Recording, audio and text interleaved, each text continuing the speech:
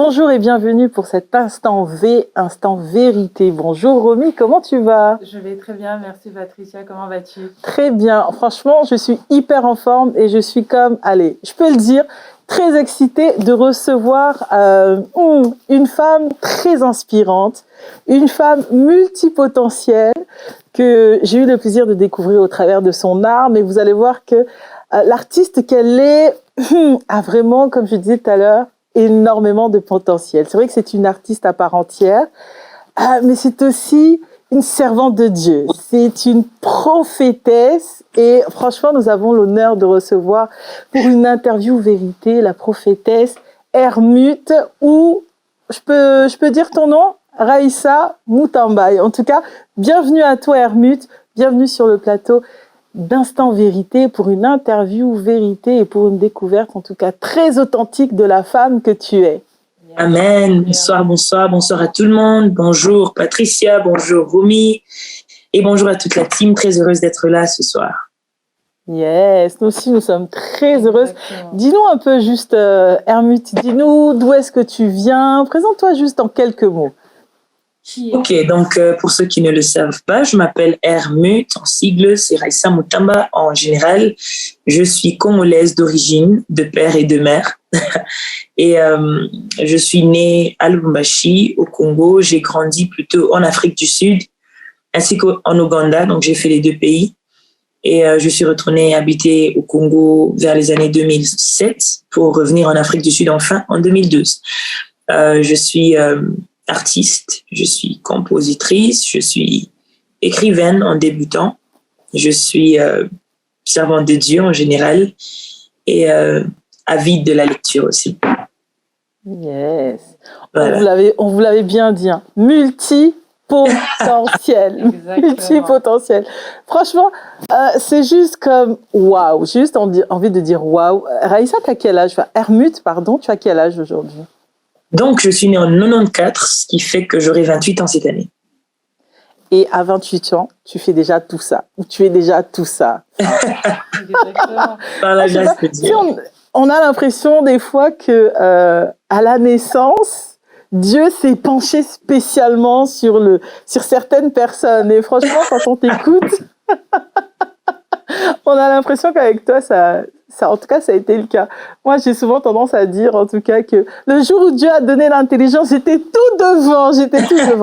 Mais je crois que le jour où Dieu a déversé les talents pour les arts écrits, pour la musique, tu as dit compositeur, auteur, écrivaine, servant de Dieu. Ok, ça c'est quelque chose encore dont on va parler tout à l'heure, mais waouh, quel amour de Dieu pour toi. Amen, merci, je me sens aimée déjà. Pour récupérer tous ces talents. Non mais c'est clair, franchement c'est clair. C'est clair. En tout cas, merci beaucoup d'être là avec nous. Je le redis encore et je rendrai toujours grâce au Seigneur parce que j'aime lui rendre grâce tout simplement. Mais aujourd'hui, on est là au rendez-vous pour une interview vérité pour découvrir Hermut dans toute son authenticité. Donc, elle nous a dit un peu d'où elle venait, quel âge elle avait. Ok, ça c'est cool. Mais j'aimerais que tu puisses te décrire en quelques adjectifs. Qu'est-ce que tu dirais de toi? En quelques adjectifs, voilà. Je dirais de moi que je suis femme, timide, audacieuse, androgyne, bien sûr, ambitieuse, méticuleuse et voilà, je pense que c'est tout. Sportif aussi. Yes. Tu utilises un adjectif qu'on n'entend pas souvent, d'une manière générale, c'est le mot androgène ou androgyne. Je ne sais pas trop comment on dit en français. En français, c'est androgyne. Ok. Tu peux nous expliquer un peu pourquoi tu utilises ce mot pour toi-même? Alors, je l'utilise puisque dans la norme, si je devrais dire, ou dans les stéréotypes, on va dire, la femme a une certaine façon d'être, une certaine façon d'apparaître. Et il y a des styles comme le mien qui sont considérés, entre guillemets, un peu plus masculins. Ça relève du fait que j'ai fait le sport depuis un très jeune âge, alors j'étais beaucoup plus à l'aise dans des vêtements comme les jeans ou encore les les trainings, voilà, les habits de sport, les baskets, ce genre de choses. J'étais pas très familière avec les robes, les jupes, voilà, les talons et tout. C'est vrai qu'ayant pris de l'âge, ça a quand même changé, mais pas totalement. Ce qui fait qu'en anglais, on appelle ça tomboy. Hein. En français, on dira androgyne, voilà. Donc c'est quand même, je trouve que c'est important surtout à cette époque, c'est important d'épingler sur ce côté-là de moi pour que les gens comprennent aussi. Voilà. Ok, c'est super. Alors, Raïssa, moi, je t'ai découverte, en tout cas au travers de la musique. La première fois que je t'ai entendue, il me semble, c'était sur Les Choses Folles. Et tu as posé un rap, parce que oui, j'ai dit artiste, mais je vais appuyer davantage sur le rappeuse. Et je me souviens t'avoir entendu, tu chantais entre El George et Big T. Ok. Et c'était comme, waouh! En français! Wow. En anglais. J'ai dit, non mais oh! Et puis je suis partie voir mon mari, je lui ai dit, waouh, mais écoute cette femme-là, écoute cette femme. Non, non, non, non. Il faut trop qu'on rentre en contact avec elle. Est-ce que tu peux nous dire pourquoi le rap en fait? Le rap t'est venu comment? Déjà, je pense que d'entrée de jeu, je dirais que je n'ai pas choisi le rap, mais que c'est le rap qui m'a choisi. C'est un style que j'aime, mais je ne pense pas que si j'avais vraiment le choix, c'est le rap que j'aurais fait. Plutôt, ça m'est tombé dessus comme ça. Je me rappelle, étant très jeune, je suivais beaucoup d'artistes d'Imanda et beaucoup plus côté rap.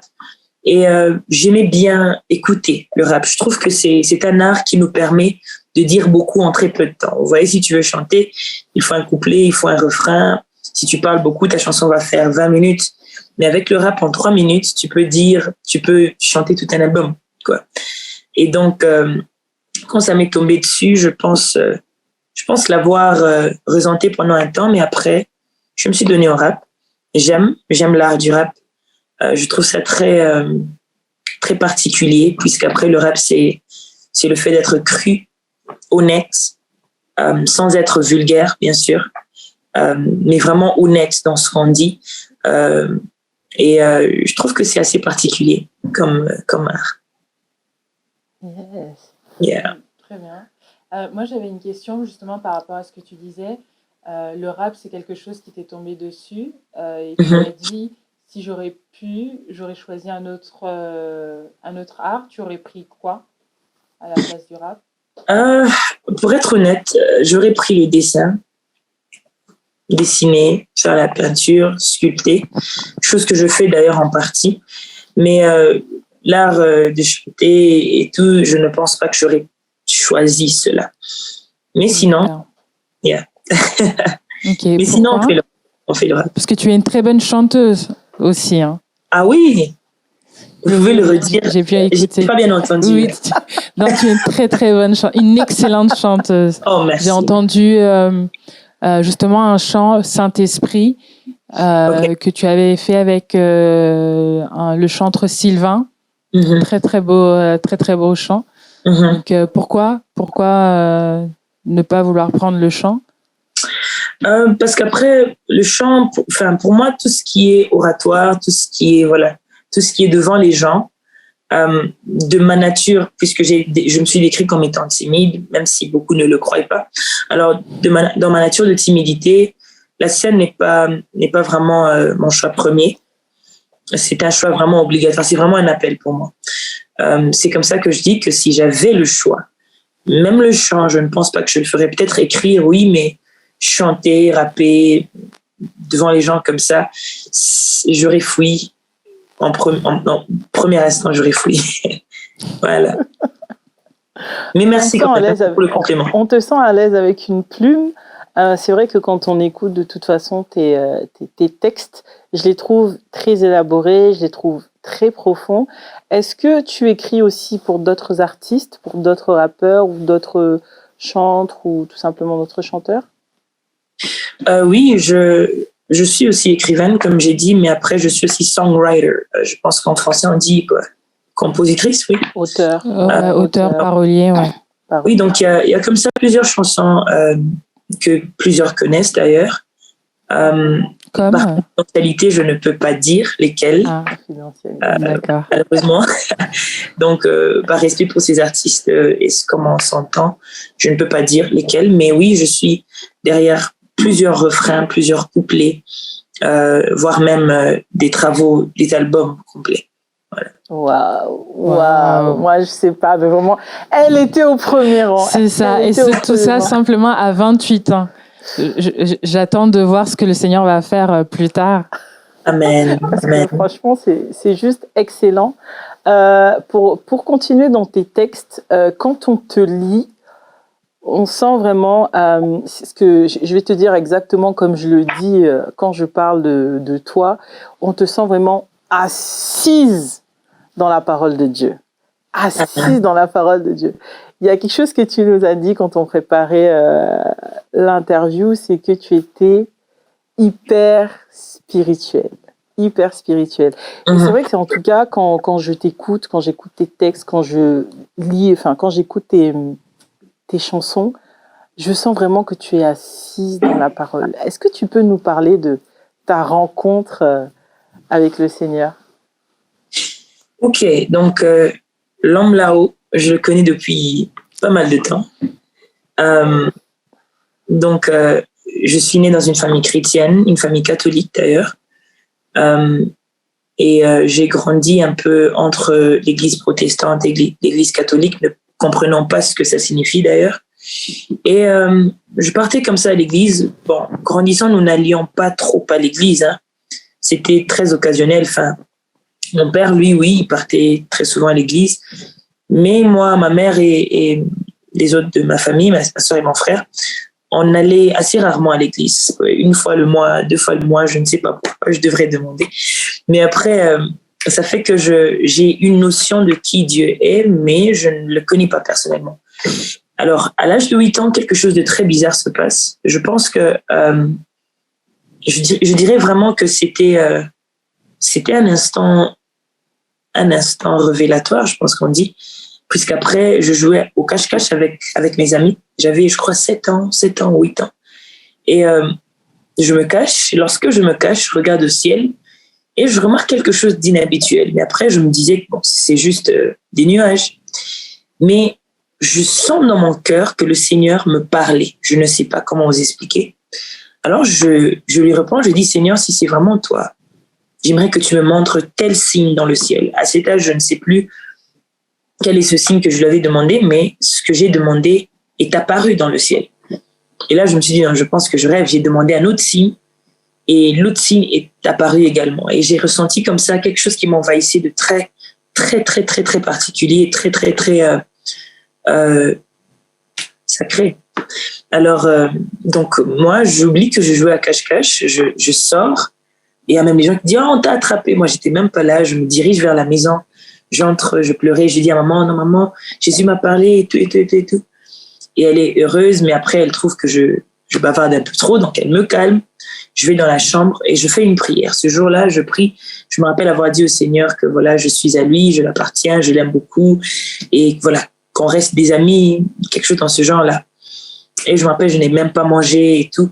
Et j'avais une petite Bible qu'on m'avait offerte depuis l'âge de 5 ans, donc je lisais cette Bible tous les jours, presque tous les jours, déjà à l'âge de 8 ans. Mais voilà, après, par manque d'encadrement, peut-être de maturité aussi, d'aide, et le fait aussi de ne pas aller à l'église fréquemment, il s'est fait que j'ai rétrogradé. Et alors, entre guillemets, j'aimerais parler de quelque chose. Donc, j'ai été exposée à un monde que plusieurs connaissent aujourd'hui, mais à l'époque, c'était assez tabou. Et je sais que les gens qui nous suivent, il y en a peut-être de ceux-là qui souffrent encore de cela. C'est pourquoi j'aimerais vraiment épingler. J'ai plus l'habitude d'en parler, mais je vais en parler. Alors, j'ai été exposée au monde de l'homosexualité depuis très, très, très, très jeune, depuis l'âge de 5 ans, imaginez, à l'école. Ce qui fait que depuis l'âge de 5 ans, sans même comprendre que c'était ça, j'étais déjà exposée à ce monde-là en pratique et en ce que je voyais. Alors, donc après mon événement de 8 ans, par faute d'enseignement et autres, je me retrouve dans le même problème. Seulement, à l'époque, quand on est innocent, on sait que c'est mal, mais on ne sait pas à quel point c'est mal. On peut savoir que c'est mal, on peut me taper, si maman découvre, elle me taper, si papa découvre, elle me taper. Mais on ne sait pas qu'il y a des répercussions spirituelles, n'est-ce pas, qui suivent ce genre d'actes. Alors, et là, j'aimerais vraiment parler aux parents. Vous avez des enfants à la maison, vous savez, les enfants, nous avons souvent ce jeu de papa, maman, ce genre de jeux-là. Ce sont des jeux qui peuvent paraître innocents, mais derrière lesquels se cachent parfois des forces spirituelles pour lier les enfants dès un bas âge. Peut-être un jour, on en parlera quand on parlera du destin. Et donc, moi, c'était lors de ce genre de jeu-là que je commençais à développer des sentiments pour des personnes du même genre que moi. Et donc, après cet événement de 8 ans, je suis retombée dans ça, mais alors de manière un peu plus explicite parce que je grandissais, j'avais maintenant 13 ans et tout. Et donc, je quitte. Et après, avec le sport et tout ce que je faisais, je commençais à me voir comme un homme. Je ne me voyais plus je ne m'identifiais plus comme une femme, vraiment au vrai sens du terme. Alors, on quitte l'Afrique du Sud, on rentre au Congo. Et le diable étant rusé, il s'arrange d'une manière ou d'une autre pour que dans mon entourage, qu'il y ait quand même ce genre de personnes. Ce qui fait que je retombe dans beaucoup de choses très, très, très, très compliquées, toujours liées au même problème. Mais ajouté à cela, il y avait l'alcool, il y avait la drogue. Quand je parle de la drogue, je parle plus de ce que les jeunes vont appeler la weed ou la beuh. Il y avait la cigarette, il y avait ce qu'on appelait papillon, c'était un peu comme la cocaïne, mais moins grave que ça. Et très addictive, j'ai perdu des amis à ce genre de choses aussi. Les boîtes de nuit, bien sûr, l'impudicité, la pornographie, bref, la totale. Et donc, à l'âge de 14 ans, alors que j'étais en train d'aller raccompagner quelqu'un et c'était à l'époque une fille avec laquelle j'étais en relation. Et là, quelque chose se passe, quelque chose de très mal qui se passe. Et pendant qu'on est en train de faire ce qu'on est en train de faire, il y a ma tante depuis l'Europe qui m'appelle, qui demande à parler avec moi et elle me dit « Qu'est-ce que tu fais ?» Je suis aussi quelqu'un de très franche. Et moi, j'ai appris, tu peux faire ce que tu fais. Si on t'attrape pas, c'est bon. Mais si on t'attrape, tu dis la vérité. Est-ce qu'on peut rentrer en arrière? J'ai oublié de mentionner quelque chose. À l'âge de 5 ans, lorsque ce truc se passe entre nous et les petites filles là, j'étais en première à l'âge de 5 ans, notre prof, la dame, elle nous attrape. Lorsqu'elle nous attrape, elle nous convoque, nous, les petits enfants et tout. Et elle demande qu'est-ce que vous êtes en train de faire. Et moi, tout le monde pointait le doigt, non, c'est elle. À mon tour, moi, je dis à la dame, je lui dis non, c'est moi en fait. Moi, j'ai fait telle chose et voilà, j'ai fait ça. Alors la dame, devant tout le monde, elle me félicite. Vous voyez, elle me félicite et elle dit, vous voyez, vous devez être comme Rissa. Elle a fait quelque chose, on l'a attrapée, elle a dit la vérité. Mais moi, j'ai très mal compris cette félicitation. Parce que moi, je me suis dit, je continue ce que je fais. Mais si on m'attrape, j'avoue. Vous voyez? Et donc, c'est un peu comme ça que j'ai continué la chose. Et donc, quand ma tante, elle m'appelle, je lui confesse ce que je faisais et la vie que je menais. Et sur place, on fait une prière et elle me dit, le Seigneur te veut à son service. Encore, j'arrête tout ce que je fais, je rends avec la personne, j'arrête avec l'alcool, j'arrête avec tout. Je commence à aller à l'église à cet âge-là. Et juste à 14 ans, tu te rends compte que c'est un big deal. Quelqu'un qui te dit Dieu te veut à son service, tu as 14 ans, tu sens que c'est un big deal, tu sais que c'est un big deal. Parce que je t'avoue qu'il y a beaucoup de jeunes à qui, je pense que Romy, tu as connu ça, beaucoup de jeunes à 14 ans te disent non, Dieu te veut à son service. En tout cas, ici, c'est OK. Ouais, je garde la pêche. Voilà, j'ai entendu. Je garde la pêche. Ouais, je pense que c'est, comme j'ai dit, je pense que c'est quelque chose qui était déposé en moi depuis très, très, très, très jeune. Et donc, moi, dès que j'ai entendu que le Seigneur me veut à son service, ne sachant même pas de quoi il s'agissait, j'étais prête. Moi, je me disais au moins que je fasse le basique. Je vais à l'église, je prie, je médite. Donc, c'est comme ça que j'ai commencé. À l'âge de 14 ans, je suis baptisée de l'esprit, je parle en langue, je commence à découvrir les dons spirituels que je ne connaissais pas, la prophétie. C'est vrai que j'ai prophétisé étant jeune depuis l'âge de 8 ans, mais ne sachant pas que c'était la prophétie. Mais là, dans le milieu ecclésiastique, je comprends que je prophétise. Et voilà, comme ça, je partais à l'église presque tout le temps. Et donc, à l'école, ça change avec mes amis, puisqu'après, je ne vais plus en boîte de nuit. Quand il y a des fêtes, moi, je vais m'aliéner complètement. Quand il y a la musique mondaine, je ne vais pas écouter et tout. Mais moi, ça ne me disait rien, peu importe ce qu'on pensait de moi. Après, je savais que j'étais un enfant cool aussi, donc je me disais, bon, il n'y a pas de problème. Il n'y a rien de mal avec moi. J'ai juste choisi une voie. Mais encore, par faute d'encadrement, c'est pourquoi moi, je crois au mentorship ou encore à la parentalité spirituelle, pas de manière fanatique, mais de manière à avoir un guide, quelqu'un qui peut nous aider. Parce que pour moi, ce qui a fait que j'ai trop rechuté plusieurs fois et de manière grave, c'est parce que je n'avais pas ces personnes qui pouvaient m'y mener. Et ces personnes n'est pas seulement à l'église, ça peut être un membre de famille, ça peut être un frère, une sœur, qui aussi connaît les choses de Dieu et qui peut nous assister. Donc, comme ça, pour couper l'histoire courte, après ça, je rechute encore. J'arrête de parler en langue sans m'en rendre compte. Je m'en rends compte 8 ans plus tard, je pense bien. Wow. Quand je reparle en langue, que je me rends compte que toutes ces années, ça faisait 7 ans, je ne parlais même plus en langue. Je ne savais même pas que j'avais perdu ce don-là. Je ne me rendais pas compte que j'avais perdu le don de vision parce qu'avant, je voyais, enfin, même maintenant, mais à cette époque-là, je voyais, j'avais des visions diurnes, comme ça, là, en journée, je peux voir. Oui. Et donc, j'avais perdu tout ça.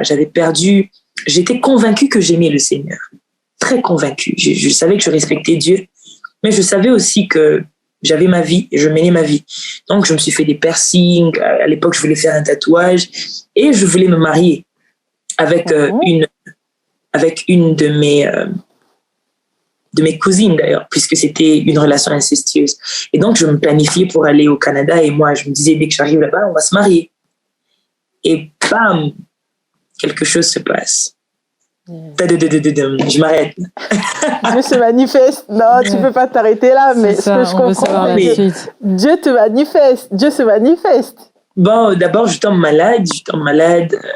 Le 25 décembre. Toutes les personnes, excusez-moi, qui étaient dans la salle, puisqu'après, j'étais à la veille de mes 18 ans, à la veille de mes 17 ans. Donc, j'étais en pédiatrie et j'étais avec mon petit frère. Et tout le monde meurt. Tous les enfants qui étaient là. Tous les enfants, sans exception, meurent. Alors, mon petit frère, à l'époque, avait 4 ans, je pense, il me dit, est-ce qu'on va mourir aussi? Je lui dis, non, on ne va pas mourir. Alors, moi, toute la nuit, je prie, Seigneur, si tu me guéris et que d'ici le 25 décembre, on est à la maison pour fêter Noël, moi, je vais te servir. Cette fois-ci, c'est la totale, je te promets. Et Dieu me guérit. Et moi, pas du tout, nada. Je suis toujours dans mes trucs. Et puis, les amis que j'avais ont commencé à voyager puisque j'avais eu mon bac à 17 ans. Donc, ils ont commencé à voyager. Je suis restée seule et c'est un peu comme par défaut. J'ai commencé à retrouver cet amour que j'avais pour le Seigneur parce que cet entourage, et j'aime bien mes amis, je les aime, qui vont me suivre. C'était pas vraiment eux, mais c'était l'influence de l'entourage. Cet entourage n'était plus là. Et ici, j'aimerais épingler que parfois, nous ralentissons dans notre marche avec le Seigneur à cause de notre entourage. Croyez-moi, si on se détache de certaines obligations, certaines affinités et autres, on aura beaucoup plus de temps pour le Seigneur. C'est pas toute relation qui doit être entretenue dans nos vies. Alors, voilà, j'avais plus beaucoup d'amis et j'ai commencé à prier d'abord seule à la maison, tout en faisant ce que je faisais. Mais de plus en plus, le Seigneur commençait à me diriger sur une marche. Et le 26 mars, donc 2012, je me retrouve dans un groupe des jeunes. Je vous explique rapidement. J'espère que je ne parle pas trop. Hein. Non, on est captivés. Donc, je rentre dans cet endroit. J'y étais allée parce que je branchais une fille avec mon cousin qui, aujourd'hui, est aussi serviteur de Dieu, mais à l'époque, un grand fou. Alors, je devais les brancher, comme on dit, donc les mettre ensemble. Et moi, le lieu de rencard que je choisis... Il passe quelque part pour nous choper. Il passe toujours quelque part pour nous attraper. Et moi, le lieu de rencard que j'ai choisi, c'était le lieu de la prière. Donc, à 18h, on va à l'église, là. Mon frère, il vient en basket et tout. Et la fille, elle vient. Et tous, on se retrouve dans la prédication. Le plan était qu'après le culte, ils vont se mettre ensemble et moi, j'aurai mon argent parce qu'ils me payaient. Et puis, moi, je fais ma vie. Entremetteuse. C'était le business. What can I say? Mais seulement, alors qu'on est assis là, mon père spirituel, qui à l'époque, je ne le connaissais pas. Donc, c'est la première fois que je vois cet homme, il prêche en Swahili. Je ne le comprends pas, mais il y a quelque chose qui se passe dans la pièce. Le Seigneur me visite. J'étais, en fait, vous savez, il y a des délivrances où vous n'avez pas besoin de tomber. Tu es délivré de par ton mental. Ce jour-là, j'étais délivrée d'abord ici, là-dedans. J'avais déjà pris des décisions sans tomber, sans pleurer. J'avais déjà pris des décisions. Je savais que quand je quitte ici, voici ce que je fais, voici ce que je ne fais plus. Et donc, quand on fait l'appel au salut, je pense qu'il y a plusieurs témoins. Quand on fait l'appel au salut, je suis la première. Je cours là, sans honte. Je cours, je me mets à genoux. Je commence à chanter. Voilà, je donne ma vie à Jésus. Ou je redédie, si on va dire, ma vie à Jésus. Mon cousin, qui était aussi catholique à l'époque, redonne sa vie à Christ. Il n'y a que la fille qui s'est convertie un peu plus tard. Et donc, depuis là, j'ai commencé à servir le Seigneur. En vérité, depuis là, je n'ai pas lâché la foi. Voilà. Yeah. Je ne sais pas si tu as entendu ma question, mais j'étais en train de te poser la question. Ok, j'étais en train de te poser la question parce qu'au début, justement, quand on t'a présenté, j'ai dit que tu étais une servante de Dieu, mais tu as vraiment un ministère de prophète. Tu es prophétesse Raïssa Moutamba. Ok. Aujourd'hui, c'est Hermut, mais voilà. Mais comment on passe justement de je redédie ma vie à Dieu et aujourd'hui, je suis prophétesse, j'ai un ministère établi, je conduis le ministère. Comment on passe de l'un à l'autre? Déjà, j'aimerais nous ramener dans la Bible. Jérémie, le premier chapitre, je pense au 4e verset, où Dieu dit à Jérémie, « Avant que je ne t'eusse formé dans le ventre de ta mère, je te connaissais et je t'avais établi prophète, prophète des nations. » Il y a une différence entre des personnes qui ont le don de la prophétie ou un don prophétique ou des personnes qui sont prophètes de par leur ministère.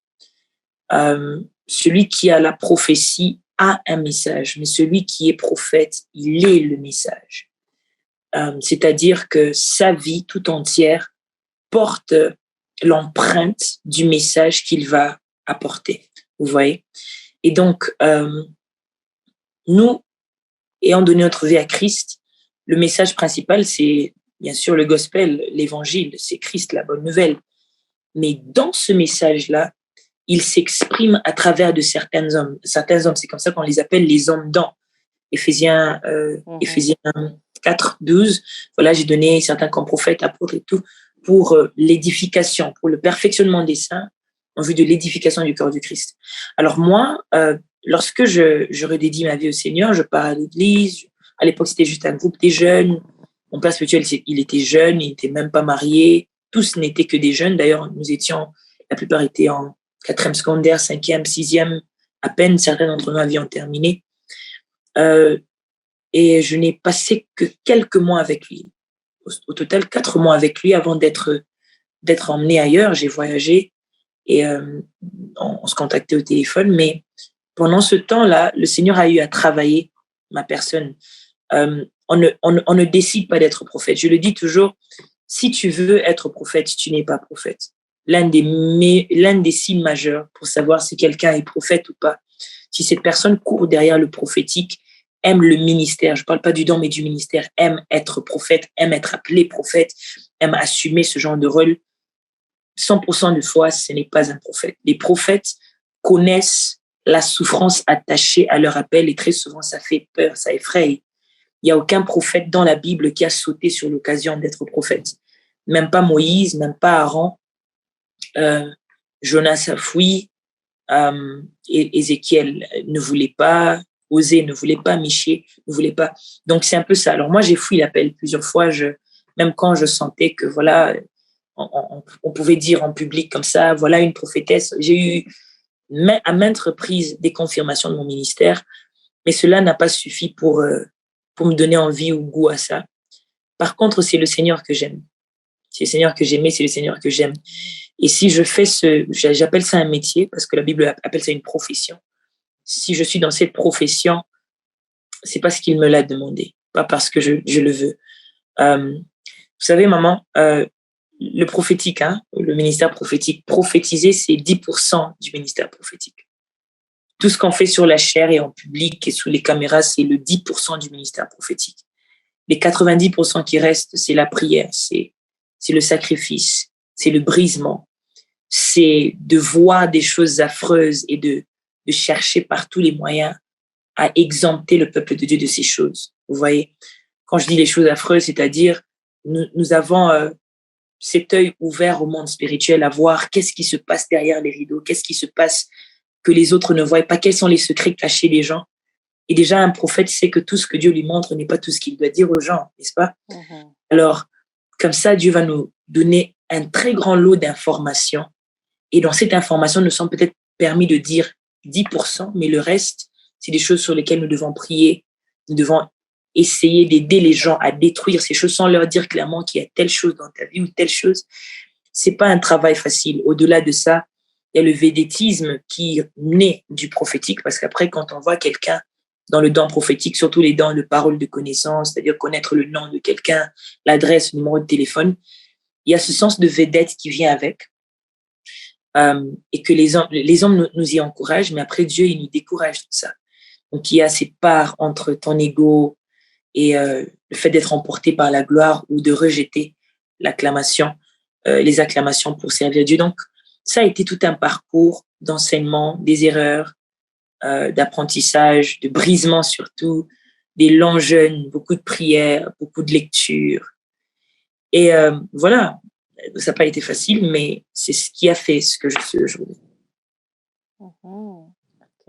Ouais, je suis vraiment scotchée par ce que tu viens de nous enseigner, et de voir que, ouais, effectivement, le ministère de prophète, c'est comme tu dis, on voit 10% sur la chair, mais derrière, il y a un sacrifice, il y a payer un prix, et très souvent, les gens ont la mauvaise tendance de dire que parce que j'ai l'appel prophétique, donc je suis prophète.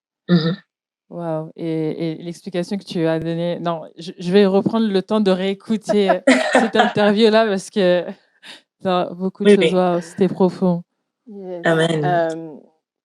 Tu sais, je vais être honnête, vu de la francophonie, dire que waouh, c'est une jeune femme de 28 ans qui n'est pas mariée, qui se dit prophétesse. Je le dis comme on le voit de la francophonie, hein. Prophétesse, conduire un ministère, ça paraît tellement comme, je vais dire, atypique. Parce qu'au final, c'est pas forcément les chemins, on va dire, habituels qu'on nous enseigne ou qu'on voit. Souvent, déjà, on voit un homme marié qui conduit le ministère. Il y a le pasteur, et je dis bien, il y a le pasteur, et puis il y a maman pasteur. Ok. Oui. C'est pas le schéma dans lequel en tout cas Dieu t'a conduit au jour d'aujourd'hui. Mais est-ce que c'est des questions ou c'est des points auxquels tu as eu à faire face quand tu grandissais dans le ministère? Je sais que tu es encore très jeune, mais en tout cas, quand tu as commencé dans le ministère, est-ce que c'est des types de raisonnements auxquels tu as eu à faire face? Alors, pour être franche, je ne suis pas quelqu'un je ne me suis jamais limitée sur le genre, c'est-à-dire que je sois femme ou pas. Ça ne m'a jamais affectée dans aucun domaine, hein, ça ne m'a jamais affectée en tant qu'humaine. Alors, lorsque Dieu m'appelle et que je devais faire, que ce soit le rap, que ce soit le ministère en soi, prédication et autres, ou peu importe le métier ou la fonction professionnelle que je peux assumer, ça ne m'a jamais dérangée. Mais inévitablement, je me suis retrouvée face aux personnes pour qui ça ne passait pas facilement. Et donc, j'ai connu comme ça, même par des amis très proches qui, à l'époque, ne comprenaient pas le ministère de la femme, chose qui est encore un sujet de débat aujourd'hui, un débat froid, comme j'aime l'appeler. Alors, il y a eu des personnes qui m'ont, comme on dit, call out, qui m'ont demandé comme ça, on mis au coin du mur pour dire, mais attends, tu sais que tu vas aller en enfer, qu'on se le dise, parce qu'après, la femme ne devrait pas prêcher. Et toi, tu prêches, toi, tu prends autorité sur les hommes. Alors, je faisais semblant, mais un jour, c'est venu d'un ami très, très proche à mon cœur. Ça m'a beaucoup, beaucoup, beaucoup dérangée. Je me rappelle rentrer en retraite encore. J'avais fait 3-4 jours comme ça. Et là, j'ai demandé au Seigneur d'être clair avec moi, de m'expliquer pourquoi. Est-ce que ce verset existe? pourquoi? Ça parlait de qui? Est-ce que ça parlait de moi? Si ça parle de moi, mais pourquoi est-ce que tu m'as appelé? Est-ce que je suis appelée à prêcher malgré que tu l'as interdit, ou si tu ne l'as pas interdit, j'aimerais que tu me donnes des explications parce que je sais que je ne me suis pas improvisée, ça vient de toi. Mais alors pourquoi est-ce qu'il y a un verset ou des versets qui me ferment la bouche? Et si tu veux que je parle, comment est-ce que je devrais répondre à ce genre de critique? Et dès le premier jour de ma retraite, c'est vrai que j'ai fait plusieurs jours, mais dès le premier jour, le Seigneur a eu à m'emmener dans les Écritures. Je crois ici que l'intelligence est très importante dans l'œuvre de Dieu. Le proverbe dit, appelle l'intelligence, appelle la sagesse ta sœur et l'intelligence ton ami. La Bible dit encore 1 Corinthiens, chapitre 1er, le verset 30, que Christ a été fait pour nous intelligence et sagesse et sanctification. Je crois que une vie chrétienne sans intelligence, ça ne donnera pas, puisque même la vie chrétienne a été inscrite sur voilà, des parchemins ou quoi, comme on veut, la Bible, et sans intelligence, on ne peut pas la connaître. Vous voyez? Alors, attends, tu peux juste répéter, s'il te plaît, que tout le monde entende quand même. Est-ce que tu peux juste répéter, s'il te plaît? Voilà, comme je disais, que je crois qu'une vie chrétienne sans intelligence ne tient pas, puisque même notre croyance, notre foi est basée sur des écritures qui ont été inscrites. C'est-à-dire que sans intelligence, on ne peut pas comprendre les Écritures, on ne peut pas s'enfoncer dans les Écritures. J'ai souvent l'habitude de dire, le Saint-Esprit est celui qui me donne de connaître la Bible qui se cache au-dedans de la Bible. Amen. Mais pour connaître la Bible qui se cache au-dedans de la Bible, il faut dévoiler le cerveau aussi. Pas seulement le cœur, mais le cerveau, vous voyez. Raison pour laquelle il y a eu beaucoup d'apôtres, il y a eu beaucoup de disciples, mais l'apôtre Paul a écrit le 3/4. Pourquoi? Parce qu'il avait les capacités intellectuelles aussi pour le faire. Est-ce que je suis en train de tracher ceux-là qui n'ont pas une éducation avancée? Non. Mais je crois qu'en tant qu'enfant de Dieu, il est important de se développer. Là, je risquerais d'entrer dans un autre enseignement, et je vais m'arrêter là. C'est très important de se développer pour comprendre la parole. Alors moi, le Saint-Esprit m'a ramené dans les Écritures, mais alors dans la compréhension de ces Écritures, qui parlait, qu'est-ce qu'il disait. Okay? Je ne vais pas trop rentrer en détail parce qu'après, c'est pas vraiment le topic de notre interview. Mais ce qui est vrai, c'est que beaucoup de ces versets que l'on évoque sont des versets très mal compris, sont des versets translittérés, pas traduits, mais translittérés. Okay? Et ce qui veut dire que on prend un mot grec, on ramène ça dans la langue latine, ensuite dans la langue française, mais elle perd son sens. Il perd son sens et sa valeur. Et aussi, parce qu'après, dans la langue, il y a ce qu'on appelle les idiomes ou les métaphores et autres. Il y a un adage qui peut signifier une chose en anglais, mais quand tu vas translittérer ça en français, ce ne sera pas la même chose. Alors, voilà. Donc, je sais déjà que on va pas s'entendre avec beaucoup de personnes qui ne vont pas aller dans le fond des Écritures. Mais moi, lorsque le Seigneur m'a fait comprendre ça, ça m'a comme immunisé des critiques. Mais aussi, dans cette même retraite, il m'a dit que je n'avais pas besoin de me justifier auprès de ces personnes, mais qu'il justifiera mon apostolat par les résultats de mon ministère. Et ce qui fait qu'aujourd'hui, vous pouvez voir, à l'époque, en 1940, 1930, il y avait une femme qu'on appelait Maria Woodworth-Etter aux États-Unis, qui, voilà, c'était à l'époque où il y avait des hommes comme Alexandre Dowie, un très grand patriarche de la foi, qui a fondé la ville de Sion, où il n'y avait aucun malade depuis. Et donc, cet homme était opposé, il s'opposait au ministère de la femme, on se comprend. Et seulement, le ministère de cette femme a été tellement, le ministère s'exprimait par soi. On a eu à prendre cette femme et à la mettre dans des villes où d'autres hommes avaient échoué. Et elle a implanté comme ça de son vivant plus de 600 églises. Beaucoup d'églises, beaucoup de mouvements, Et en fin de compte, on a reconnu que non, le Seigneur, il n'y a que Dieu qui peut être avec. Gamaliel dit quelque chose dans la Bible, il dit que si c'est de Dieu, ça suffira. Si ce n'est pas de Dieu, ça passera. Et donc, avec cette éducation que j'ai reçue pendant cette retraite-là, je me suis décidée de faire mon ministère sur base de ce que le Seigneur m'a demandé. Et j'ai aussi pris cette décision, toujours dans cette retraite, je m'étais dit, si quelqu'un ne croit pas au ministère de la femme, il est donc de ma responsabilité d'éduquer autant que je peux, de bénir, d'impacter et de permettre à ce que mes fils, là je parle des fils masculins, spirituels, qu'ils puissent avoir la greffe de mon ministère en eux, pour que si on ne m'écoute pas de ma propre bouche, on m'écoutera de la bouche d'autres hommes. Et c'est comme ça que je... Voilà. Yes. En tout cas, ouais, ça donne envie de faire une prochaine émission, c'est mais vrai. terminons déjà celle-ci. Oh là là, oh là là. Tout à l'heure, tu disais justement que la différence entre celui qui manifeste le don de prophétie et celui qui est prophète, Oui. c'est que le prophète ne porte pas seulement le message, mais qu'il est lui-même le message. Alors, clairement, la question que j'ai pour toi, c'est quel est le message que porte ta vie? Quel est le message que je porte ma vie? Je suis quelqu'un qui est très ancré dans l'évangile, la bonne nouvelle, et accentue sur 3 choses. Le destin ou la destinée, les dons et les grâces et l'intimité avec le Seigneur.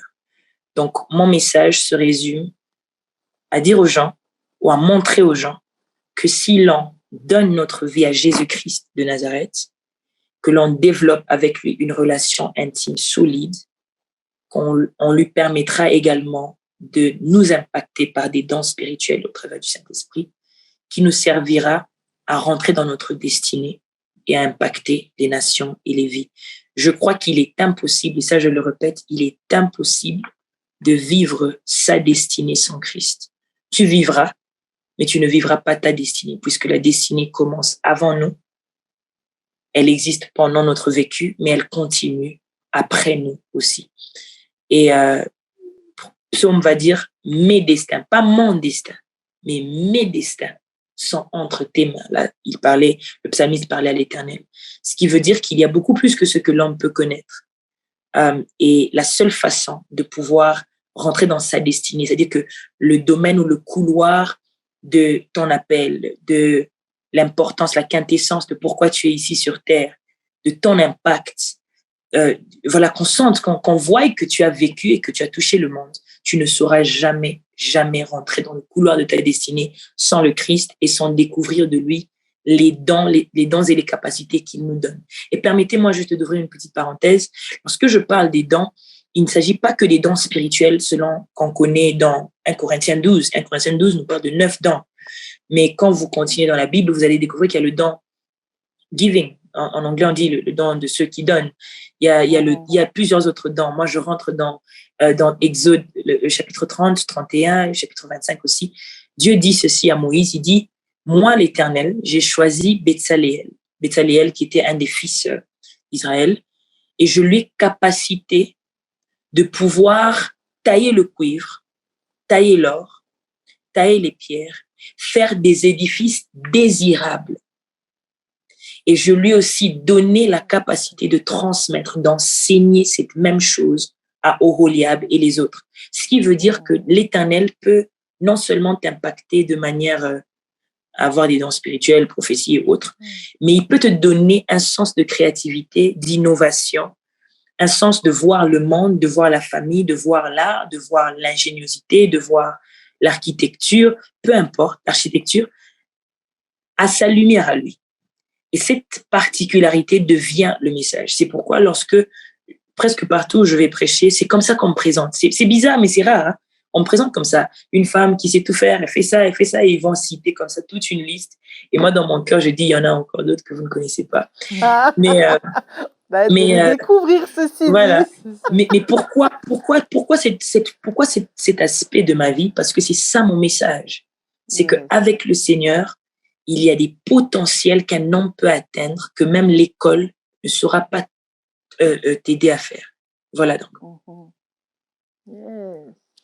Moi, j'ai vraiment hâte de faire la seconde partie sur le destin. Parce que là, elle est juste entrée, elle a ouvert un peu la porte, mais là, il faut que je rentre dans la pièce pour comprendre.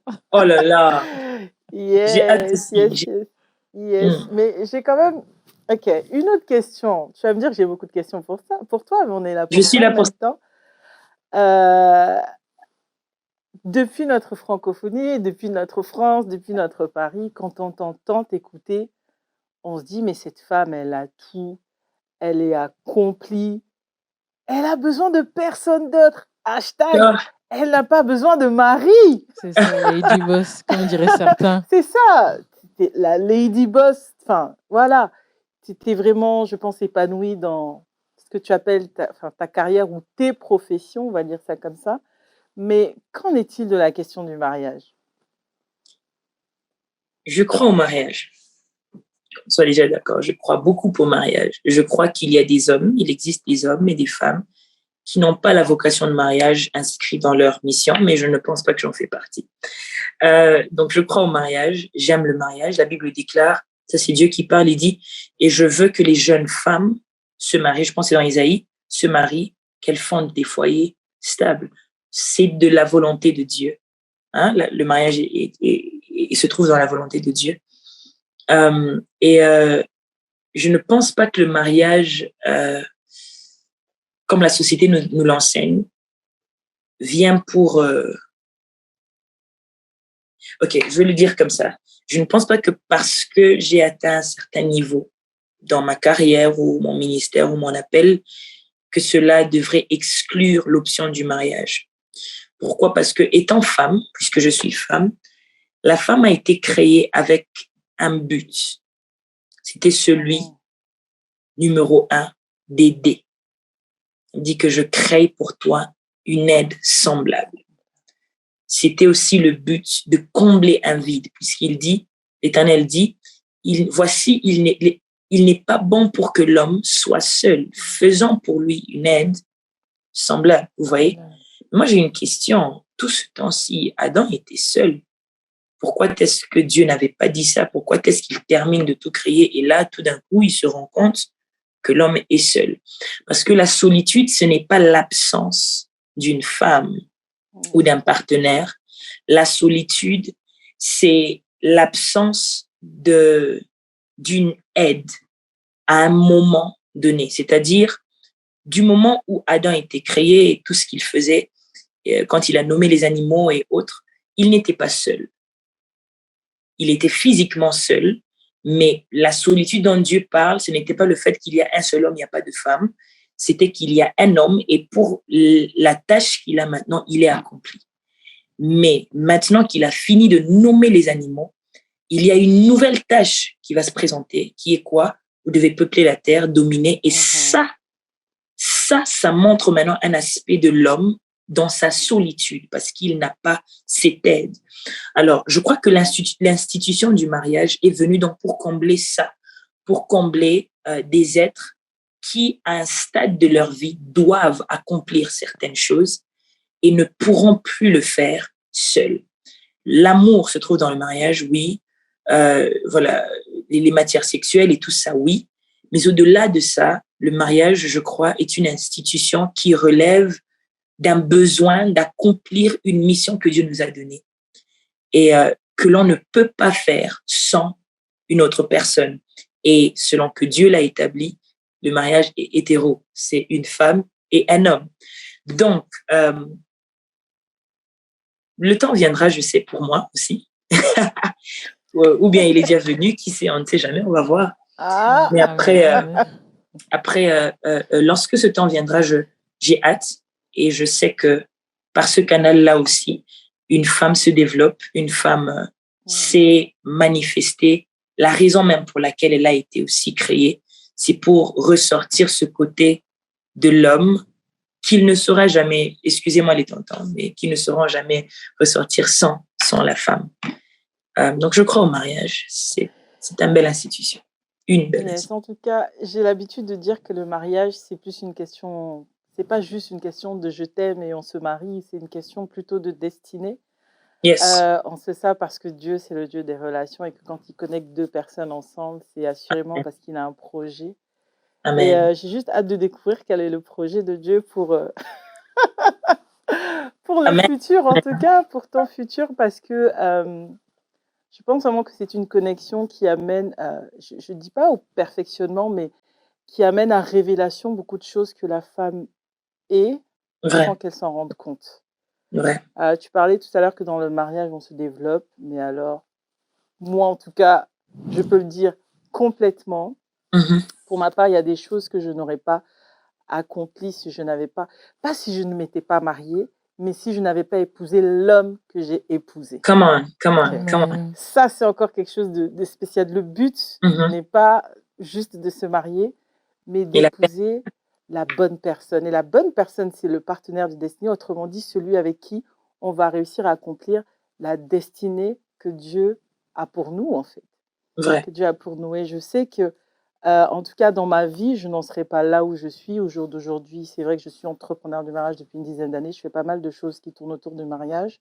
Mhm. Mais ces choses ont été déclenchées par la venue de mon mari, pas Ouais. le mari, ok? L'homme que j'ai épousé moi-même. Ces choses ont Mhm. été déclenchées par ça.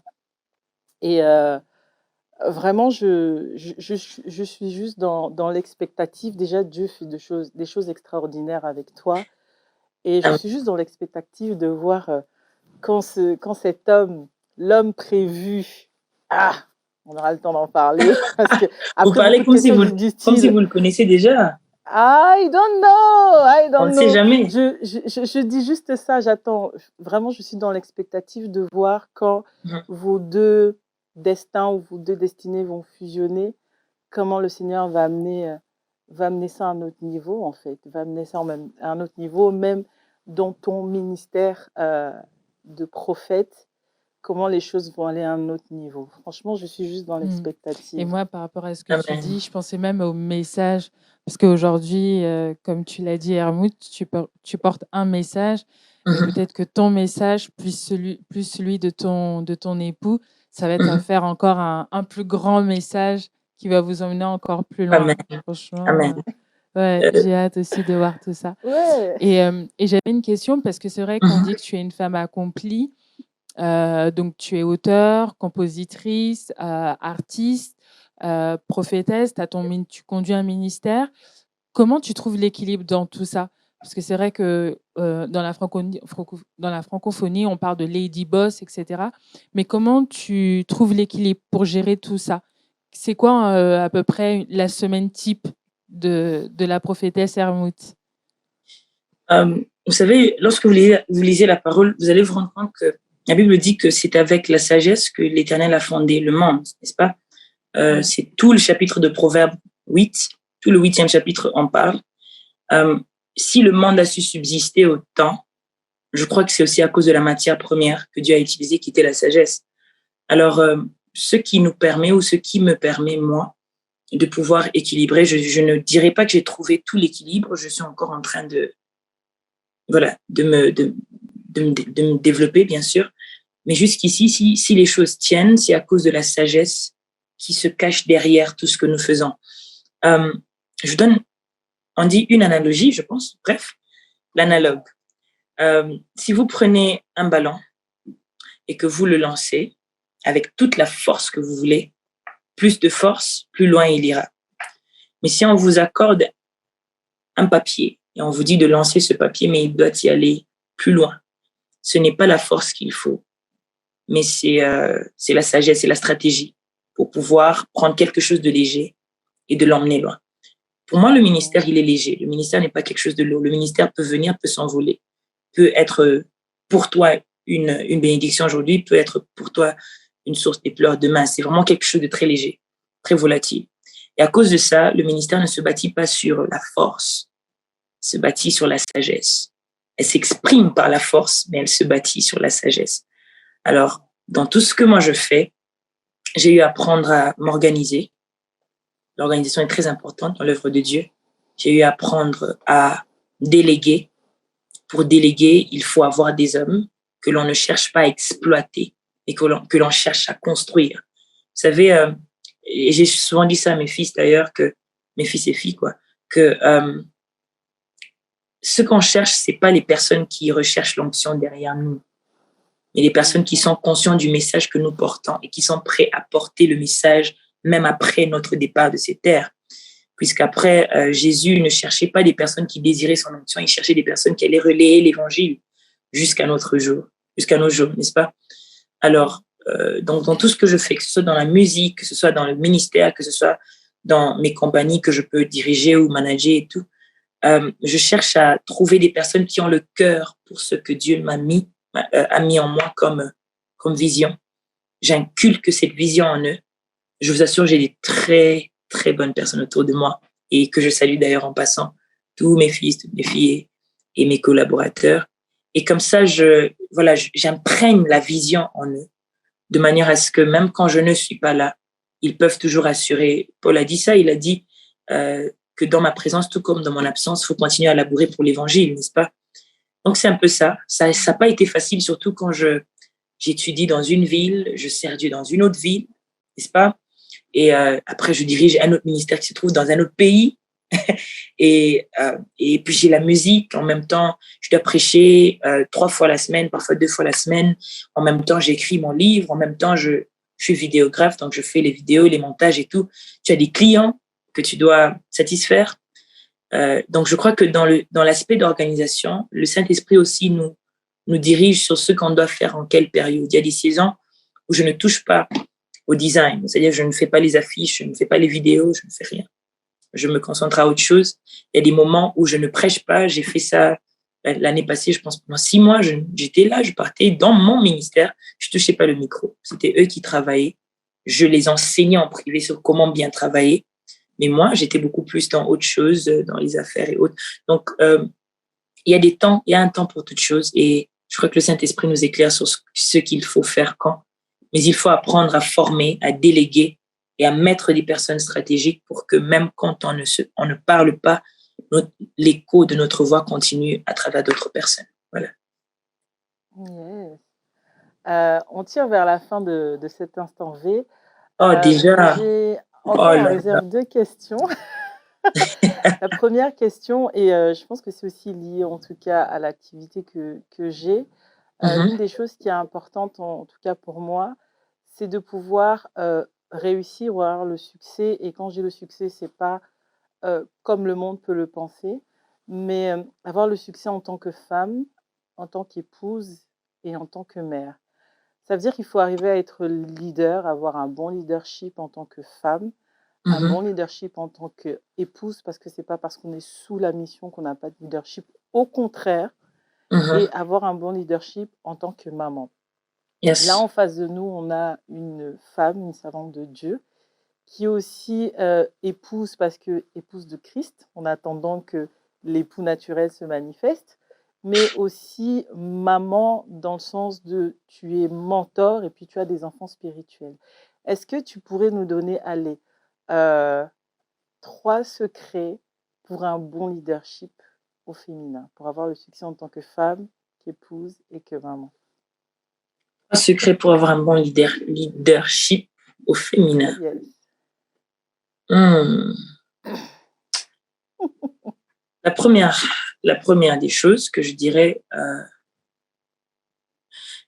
avoir une relation intime, honnête avec le Seigneur. Ça, c'est vraiment la base. OK? En 2 lignes ou en 3 phrases, je vais m'expliquer. Quand je parle d'une relation, je ne parle pas d'une religion. OK? Et déjà là, faudrait pas qu'on martèle aussi la religion. Les gens, ils sont là, non, moi je dis non à la religion, je dis oui à Christ. La Bible n'a jamais dit non à la religion. Hein? Jacques chapitre 1er, le dernier verset, la Bible dit que la bonne religion, celle que nous pratiquons, est celle de visiter les veuves et les orphelins, etc. Donc, dans la chrétienté, il y a la religion, mais la chrétienté n'est pas une religion. Voilà. Donc, on n'est pas contre la religion. Alors, comme je disais, avoir une relation avec le Seigneur. Pourquoi? Parce que la femme, c'est les émotions, n'est-ce pas? La femme, c'est la fragilité parfois. La femme, c'est aussi l'hypersensibilité. La femme ressent plus que l'homme. L'homme est parfois très objectif, la femme est parfois très subjective. Mais maintenant, dans le leadership, c'est parfois le contraire de tout ça. Vous voyez? Parfois, dans le leadership, il faut dire non à ses émotions. Il faut dire non à l'hypersensibilité. Il faut dire non à tout ce qui est émotionnel. Et je ne crois pas que sans le Christ, une femme saurait être un bon leader. Peut-être dans certaines matières, oui, mais il va falloir qu'elle s'adonne à une autre façon de tamiser ses émotions. Moi, je crois que the best way, c'est par le Christ. Donc, une relation avec Christ permet à la femme de devenir mature en tant que leader. La deuxième des choses que je dirais, c'est l'amour. All right? C'est plutôt quelque chose qu'on dit déjà à tout le monde. C'est quelque chose qu'on dit toujours. Mais l'amour, c'est pas un sentiment. L'amour, c'est une vertu. Et je vous explique l'amour. L'amour, c'est se dépenser pour les autres. Vous voyez? Que ce soit en relation, c'est dans le mariage ou même dans le ministère. La base, c'est l'amour. Christ dit, car je suis votre ami et un ami est celui qui est capable de donner sa vie pour ses amis. C'est-à-dire que je vis cette vie où je dépense ma vie pour que d'autres personnes aient une meilleure vie, espérant que quelqu'un se dépensera aussi pour que j'aie une meilleure vie. L'amour, ce n'est pas le donnant-donnant. Et même dans le mariage, je ne suis pas mariée, mais je sais. Même dans le mariage, c'est pas le donnant-donnant. C'est pas je donne 50, tu donnes 50. C'est je donne 100%, tu donnes 100%. Et ensemble, nous devenons un. L'erreur que nous faisons en tant que femmes, c'est que notre amour a des conditions. Ton temps peut avoir des conditions. Donner ton temps à quelqu'un, oui. Trust, comme on dit, la confiance peut avoir des conditions, mais l'amour ne devrait pas. L'amour, c'est agapé. L'amour, c'est agapao, comme on dit en grec. Ça devrait découler de la personne de Dieu lui-même. Et donc, si tu fais tout ce que tu fais avec amour, que tu cuisines avec amour, que tu pries pour les gens avec amour, que tu sers Dieu avec amour, que tu, tu écris un livre, fais-le avec amour. Tout ce que tu fais, ne le fais pas parce qu'on a fait pour toi ou on n'a pas fait pour toi. Fais-le parce que tu aimes. J'ai un mentor qui m'a enseigné depuis 2016. Il m'a dit, Raïssa, s'il y a quelque chose que tu dois apprendre à faire, c'est d'aimer pour aucune raison. Just love people for nothing. Aime les gens pour rien. Et donc, si tu veux bien diriger, il va falloir apprendre à aimer les gens pour rien parce que les gens te donneront toujours une raison pour arrêter de les aimer. Crois-moi.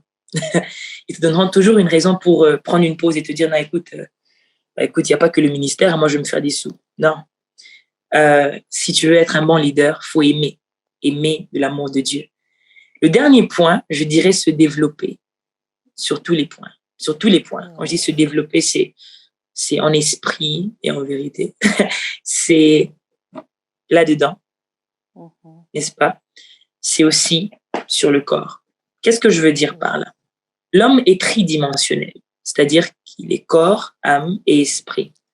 Et chaque dimension du corps, chaque dimension de l'homme, excusez-moi, a une nature qui nous aide à savoir comment le développer. Le corps, par exemple, a été formé d'une matière. OK? Le corps a été tiré de la poussière. Dans la poussière, la Bible dit, Genèse 2:7, Dieu a formé l'homme, il a soufflé dans l'homme, l'homme est devenu un être vivant, etc. C'est-à-dire que par des matières, on peut développer le corps. OK? Le corps est artistique. Dieu a dû, c'est le seul être où Dieu a pris de ses mains, il a commencé à former, le reste a été formé par la parole. Mais le corps est artistique, Dieu a exprimé son art. OK? Et c'est pourquoi l'homme, l'être en soi, on a souvent le besoin de nous développer, mais artistiquement. Donc, tu fais du sport, tu perds du poids, je sais pas, tu veux être plus élancé, tu veux arranger ton teint, pas blanchir ton teint, excusez-moi, arranger le teint. Là, tu veux mettre les vernis, un homme veut couper ses cheveux et tout. Voilà, donc le corps se développe artistiquement, on comprend. D'autres vont à l'outrance pour vouloir mettre des tatouages, des piercings et tout. Mais bref, l'homme a besoin de développer son corps artistiquement aussi. L'esprit vient de Dieu. Dieu a soufflé en l'homme, donc l'esprit vient de Dieu. Tu veux développer ton esprit, tu dois développer ta relation avec le Seigneur. Et par là, il y a aussi des choses comme le parler en langue. Jude, le verset 20 dit, puisqu'il y a un seul chapitre, ça dit, et développez vos esprits par la prière en esprit. Mais ce sur quoi j'aimerais aussi épingler, c'est développement de l'âme, puisque l'âme, c'est là où réside le caractère, les émotions, l'intelligence, la connaissance. Toutes ces choses ne sont pas dans l'esprit, mais dans l'âme de l'homme. Okay? C'est l'âme qui donne l'ADN de ton identité. Le corps te donne l'ADN. physique, mais l'âme, c'est l'ADN de ton identité. Et remarquez quelque chose, Dieu n'a pas créé l'âme par la poussière ni par le souffle. Dieu a créé l'âme en parlant à l'homme. Je vous donne l'exemple. L'homme n'est pas né bébé. L'homme, bizarrement, est né homme. Okay? Le premier homme, Adam, c'était un homme, un papa déjà. Mais son niveau d'intelligence était proportionnel à ce que Dieu lui a dit. C'est-à-dire que Dieu commence par lui dire, ne mange pas de ce fruit, ne mange pas de ceci, peuple la terre, fais ceci, fais cela.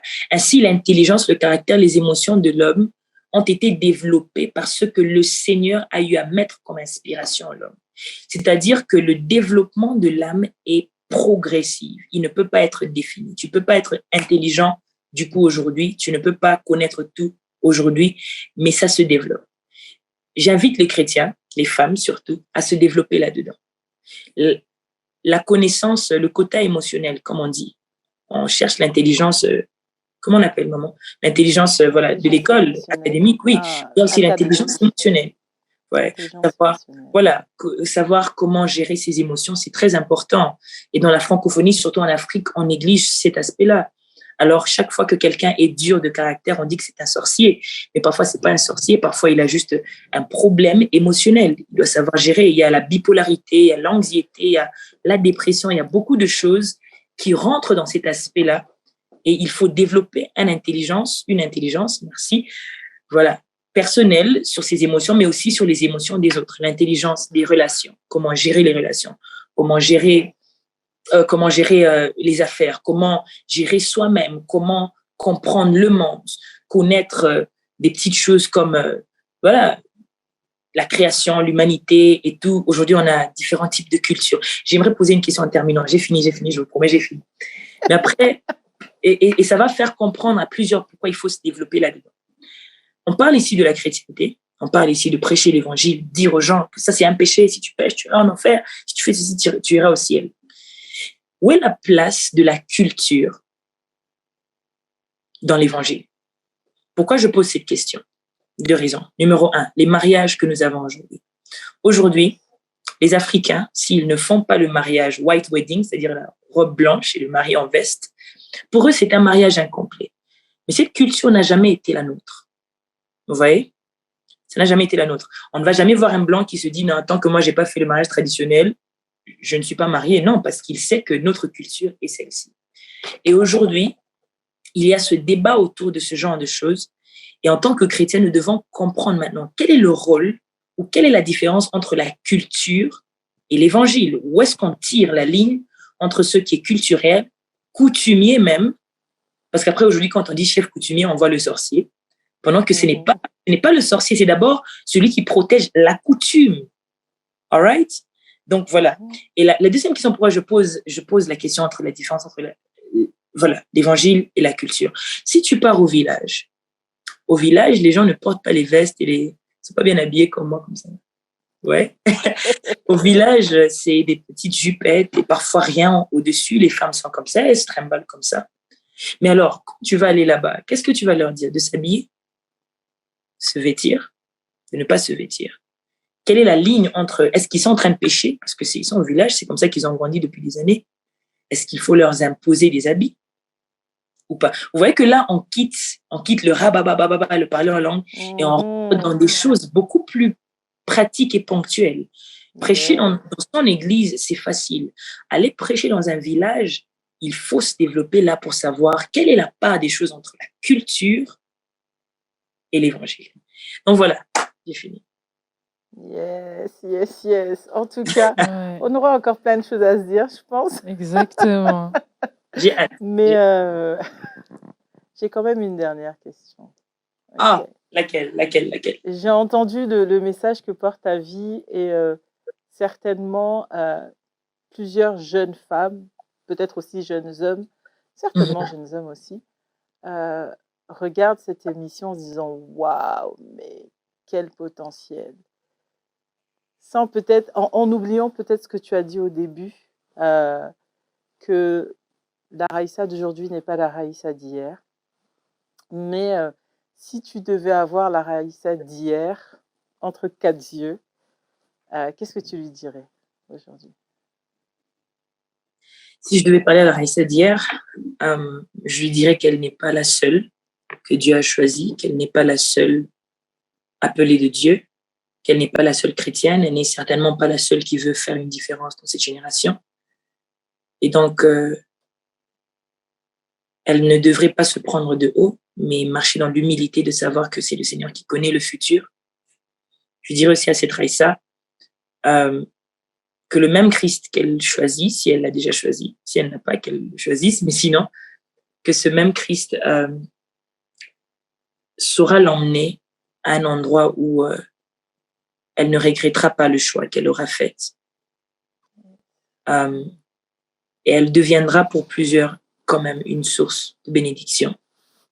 Je lui dirai aussi que les passions de la jeunesse, ce n'est pas la fin du monde. C'est quelque chose qui passera aussi. Donc, autant que ça pèse sur elle en ce temps-là, autant qu'il y a, comme on dit en lingala, posanzo, tous les envies du corps, autant qu'il y a les passions par-ci, par-là, il y a une vocation qui est au-dessus de la passion de la jeunesse et qu'elle devrait se donner au Christ et à cette vocation-là. Et il payera son sacrifice. Voilà. Yes. Merci pour ce Merci mot de la beaucoup. fin. En tout Merci. cas, merci Hermut de nous avoir honorés de ta présence. Je pense que dans nos têtes, il y a quand même le germe d'une seconde partie ou d'une autre thématique, en tout cas, qu'on Je serai là. abordera par la grâce de Je Dieu, serai là. C'est Je sûr. serai là. si Dieu le veut. Mais pour le temps, vraiment, merci pour ta présence. Merci parce que je pense que ton témoignage va encourager plus d'une personne. Et merci pour ton authenticité surtout. Merci aussi. Exactement. Moi, je Dire. n'ai pas d'autres mots. Vraiment, merci pour ton authenticité et pour le message finalement que tu nous as apporté, parce que je pense que, comme l'a dit Patricia, ça va encourager beaucoup de jeunes femmes Amen. à se dire qu'en fait, Dieu ne nous limite pas, c'est nous qui limitons en fait Dieu, et alors qu'on a la possibilité de se déployer dans tous les dons, dans tous les potentiels qu'il nous a donné. Et j'ai vraiment hâte de voir la seconde partie sur le destin, parce que je sens qu'on va encore monter à un autre niveau. Ok, il Oui. y aura une seconde partie, peut-être en Instant Vérité ou sur notre plateforme. En tout cas, merci pour cet instant Thank you. vérité, instant authenticité. Merci à vous tous qui êtes connectés, qui regardez en live ou en replay. Si vous avez des questions, n'hésitez pas dans le chat, dans les commentaires, à poser vos questions. On se fera un plaisir de faire le lien, en tout cas de les reposer à notre chère Hermut pour que vous puissiez avoir des réponses. Donc, juste avant de nous séparer, Raïssa, dis-nous, tu as une actualité en ce moment, où est-ce qu'on peut te trouver? Donne-nous les coordonnées de ton église. Si parfois la personne qui nous écoute là est en Afrique du Sud, ça pourra peut-être être bien pour elle ou lui de pouvoir rejoindre ton église. Oui, donc voilà, je suis basée en Afrique du Sud, à Johannesburg précisément. Et c'est ici que je dirige la MEPREC. Donc la MEPREC Afrique du Sud se réunit 3 fois la semaine, les mardis de 16h à 18h, les samedis de 11h à 13h et dimanche de 17h à 19h à Johannesburg, 25 Bertram's Road. Si vous voulez si vous voulez d'autres détails, excusez-moi, vous pouvez juste nous suivre sur MEPREC SA. Okay, c'est sur Instagram ou Facebook. Il y a tous nos détails, toutes nos adresses, tous nos programmes. Et vous pouvez nous écrire en inbox. Vous allez tomber sur mon équipe qui pourra vous relayer avec moi. Je reçois tous les mardis uniquement. Donc, vous pouvez booker avec eux. Et si vous êtes ailleurs, il y a le RDS Africa que je dirige également, qui est une plateforme internationale. La page est également sur Instagram. Vous pouvez vous y rendre. Vous allez voir toute information que vous avez besoin d'avoir pour pouvoir rentrer en contact avec moi et mon ministère. Que Dieu vous bénisse. Yes. De toute façon, on vous mettra tous les liens dans la description. Et côté musique, ton actualité, c'est quoi? Alors, donc côté musique, je viens à peine de sortir mon clip, mon single, mon début de single. Donc, il s'agit de Hola Niño. C'est un clip très, très, très, très beau. Il faut aller suivre. Et Je confirme. Allez-y. a été produit par TB Unlimited. Donc, pour tous ceux qui aiment la musique urbaine, le rap chrétien, le clip est disponible sur mon YouTube, Hermut Global, et vous pouvez le trouver. Il y a 2 autres projets qui vont sortir avant, enfin 2 autres singles qui vont sortir avant mon EP qui sortira avant le mois de juin, qui va comprendre 3 à 4 chansons.